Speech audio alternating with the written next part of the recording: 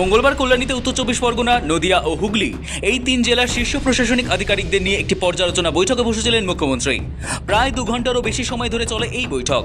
বৈঠকের শেষে সাংবাদিকদের মুখোমুখি হয়ে মুখ্যমন্ত্রী জানান, মূলত 3টি বিষয়ের উপর জোর দেওয়া হয়েছে এদিনের বৈঠকে, যার মধ্যে অন্যতম সমন্বয় বৃদ্ধি করা, স্বাস্থ্যক্ষেত্রকে আরও গুরুত্ব দেওয়া এবং প্রাক বর্ষার কাজে গুরুত্ব দেওয়া।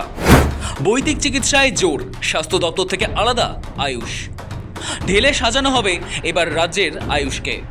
জোর বৈদিক চিকিৎসা ব্যবস্থাতেও, সেদিকে তাকিয়েই এবার আয়ুষকে স্বাস্থ্য দপ্তর থেকে আলাদা করা হবে বলে ঘোষণা মুখ্যমন্ত্রী শুভেন্দু অধিকারীর। শুধু তাই নয়, দপ্তরের মাথায় বসানো হবে একজন দক্ষ আধিকারিককেও। এটা অনুমোদনের জন্য আমি রাখবো। আয়ুষ দপ্তরকে আমরা হেলথ থেকে আলাদা করছি, আমরা আয়ুষ মিনিস্ট্রি আলাদা করব এবং আয়ুষের ক্ষেত্রে আমরা একজন ভালো কম্পিটেন্ট অফিসারকে দায়িত্ব দেব করে আয়ুষের যে অপরচুনিটি রয়েছে গোটা দেশে, সেই অপরচুনিটিকে আমরা কাজে লাগাবো। আপাতত চলবে লক্ষ্মীর ভাণ্ডার, বুধেই আসছে অন্নপূর্ণা ভাণ্ডারের ফর্ম।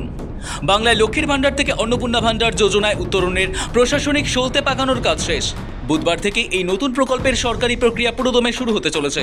একই সঙ্গে প্রকাশ করা হবে বহু প্রতীক্ষিত আবেদনপত্র। মুখ্যমন্ত্রী জানান, পূর্বতন জামানার লক্ষ্মীর ভাণ্ডার প্রকল্পকে অন্নপূর্ণা ভাণ্ডার এবং স্বাস্থ্যসাথীকে কেন্দ্রীয় আয়ুষ্মান ভারত প্রকল্পে রূপান্তরিত করার আইনি ও প্রশাসনিক প্রক্রিয়া ইতিমধ্যেই শুরু করে দেওয়া হয়েছে। শুভেন্দু জানিয়ে দিলেন, যতদিন পর্যন্ত অন্নপূর্ণা ভাণ্ডার চালু না হচ্ছে ততদিন পর্যন্ত চলবে লক্ষ্মীর ভাণ্ডার। বুধবার থেকেই শুরু অন্নপূর্ণা ভাণ্ডারের প্রক্রিয়া। বুধেই নবান্ন থেকে ফর্ম প্রকাশ করবেন মুখ্যমন্ত্রী নিজেই। অনলাইন ও অফলাইনে মিলবে ফর্মের কপি। যত দ্রুত ফর্ম ফিল আপ করবেন তত দ্রুত মিলবে অন্নপূর্ণা ভাণ্ডার যোজনার সুবিধা। হয়েছে স্বাস্থ্যসাথীকে আয়ুষ্মান ভারতে কনভার্ট করা এবং লক্ষ্মীর ভাণ্ডারকে অন্নপূর্ণা যোজনায় কনভার্ট করার কাজ শুরু করা। নবান্ন থেকে আমি এবং সংশ্লিষ্ট দপ্তরের মাননীয় মন্ত্রী, সিএস, এফএস এবং অন্য আধিকারিকদের উপস্থিতিতে অগ্নিমিত্রা পাল এবং আমি একটি ফর্ম পাবলিশ করব, যেই ফর্ম অন্নপূর্ণা যোজনায় ফিল আপ করতে হবে। এনরোলমেন্ট যখন যত তাড়াতাড়ি করবেন তত বেনিফিট আমরা দিতে পারবো। যেমন যেমন ফর্ম ফিল আপ হবে তেমন তেমন 3000 টাকা ট্রান্সফারও শুরু হয়ে যাবে।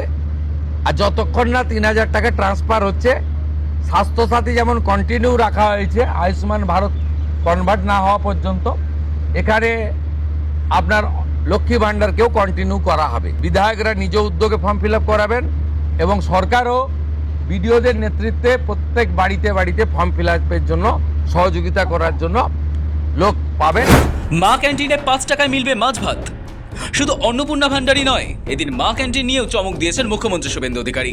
এবার থেকে সপ্তাহে 2 দিন মা ক্যান্টিনের মেনুতে যোগ হচ্ছে মাছ ভাত। মেনু বদলাতেও পকেটের ওপর বাড়তি চাপ পড়ছে না সাধারণ মানুষের। দাম থাকছে সেই চেনা 5 টাকায়। মঙ্গলবার কল্যাণীর প্রশাসনিক বৈঠক শেষে সাংবাদিকদের মুখোমুখি হয়ে এই জোড়া ঘোষণা করেন মুখ্যমন্ত্রী।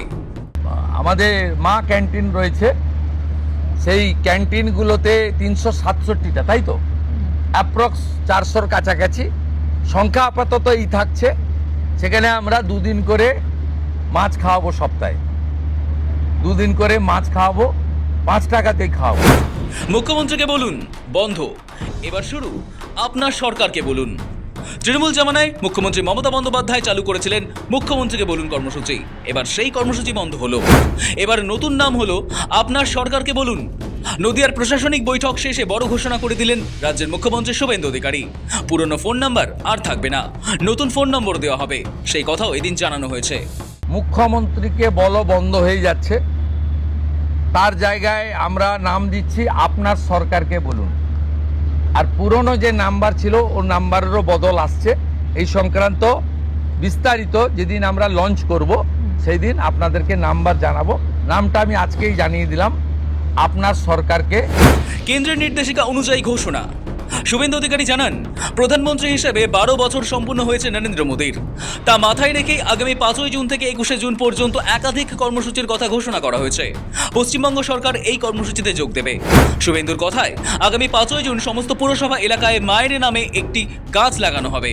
ঘোষণা করেছি 5ই জুন রাজ্যের সমস্ত ব্লকে এবং পুরসভাতে ইনক্লুডিং কর্পোরেশনে মায়ের নামে একটি গাছ লাগানোর কর্মসূচি হবে।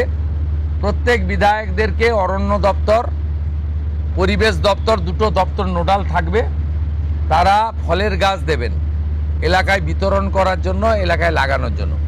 এর আগে এক পেড় মা কে নাম কর্মসূচির ঘোষণা করেছিলেন প্রধানমন্ত্রী নরেন্দ্র মোদী। পরিবেশ দিবসকে মাথায় রেখেই এই কর্মসূচি গত কয়েক বছর আগে নেওয়া হয়। এবার সেই কর্মসূচি নেওয়া হচ্ছে বাংলাতেও। এছাড়াও আগামী 15, 16 এবং 17 জুন রাজ্যে জনকল্যাণ শিবিরের আয়োজন করা হবে। সমস্ত বিডিও, সিইও, কমিশনাররা দায়িত্ব নিয়ে বিধায়ক, সাংসদদের উপস্থিতিতে এই জনকল্যাণ শিবির করবেন। এই শিবিরের মাধ্যমে কেন্দ্র ও রাজ্য সরকারের সমস্ত সুবিধা সাধারণ মানুষের হাতে তুলে দেওয়া হবে। 12 থেকে 20 জুনের মধ্যে 3 দিন জনকল্যাণ শিবির করতে বলা হয়েছে ভারত সরকারের পক্ষ থেকে। আমরা 3টে ডেট বেছে নিয়েছি, ওয়ার্কিং ডেট 15, 16, 17। আমরা সিএস এর মাধ্যমে প্রশাসনকে বলেছি স্কুলে যেন না হয়, যাতে ক্লাস হ্যাম্পার না হয়। বিডিওরা এবং পুরসভার ক্ষেত্রে সিওরা আর কর্পোরেশনের ক্ষেত্রে কমিশনাররা দায়িত্বপ্রাপ্ত হবেন। বিধায়করা এবং যে এমপিরা সেখানে চিফ গেস্ট হবেন, ইনোগোরেটর হবেন। সব জায়গায় জনকল্যাণ শিবির হবে। সেখানে ভারত সরকার এবং রাজ্য সরকারের চালু থাকা এবং আগামী দিনে আসতে চলা সমস্ত স্কিম আমরা তার বেনিফিট মানুষকে দেব এবং সচেতন করব 15, 16, 17 জুন। পাশাপাশি আগামী 21 জুন রাজ্যে বড় করে এবার যোগ দিবস পালন করা হবে বলেও জানিয়েছেন মুখ্যমন্ত্রী। পৃথিবীর 200টা দেশ ভারতের যোগা দিবসকে গ্রহণ করেছে। আমরা বিচ্ছিন্ন ছিলাম, আমরা এবারে যুক্ত হলাম, উৎসবের মতো হবে। মঙ্গলবারের বৈঠকে দপ্তর ধরে বিভিন্ন জনকল্যাণমুখী প্রকল্পের অগ্রগতি, পরিকাঠামো উন্নয়ন এবং আম জনতার কাছে সরকারি পরিষেবা ঠিকমতো পৌঁছেছে কিনা তা পুঙ্খানুপুঙ্খ আলোচনা করেন মুখ্যমন্ত্রী। এর পাশাপাশি 3 জেলার সামগ্রিক আইন শৃঙ্খলা পরিস্থিতি নিয়েও জেলা প্রশাসনের শীর্ষ কর্তাদের সঙ্গে কথা বলেন রাজ্যের প্রশাসনিক প্রধান। মুখ্যমন্ত্রী দায়িত্বভার গ্রহণের পর থেকেই জেলা সফর এবং প্রশাসনের কাজের ওপর সরাসরি নজরদারিতে বিশেষ জোর দিয়েছেন শুভেন্দু অধিকারী। প্রশাসনিক শৈথিল্য দূর করে গতি আনাই যে তার লক্ষ্য, তা বারংবার স্পষ্ট করেছেন তিনি। সেই ধারাবাহিকতা বজায় রেখেই কল্যাণীর এই 3 জেলার যৌথ পর্যালোচনা বৈঠক অত্যন্ত তাৎপর্যপূর্ণ। দীপ সেন ও সায়ের মতকের রিপোর্ট, সময় কলকাতা।